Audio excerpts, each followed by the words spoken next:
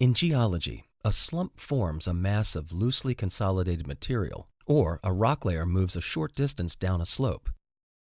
The movement is characterized by sliding along a concave upward or planar surface.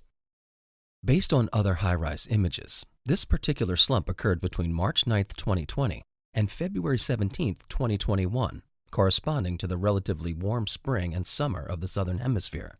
This is among the largest active slumps documented on Mars, about 700 meters long. Causes of slumping on Earth include earthquake shocks, reduction of friction through wetting, freezing, and thawing, undercutting, such as from a stream, and loading of a slope. Based on the geomorphology of this region and other active slumps seen on Mars, we suspect loading of the slope via smaller-scale activity like gullies, recurring slope lineae, and wind-blown deposits may have contributed to the slumping. Perhaps a Mars quake triggered the movement. Note to future Mars explorers, setting up camp at the base of this slope is not recommended.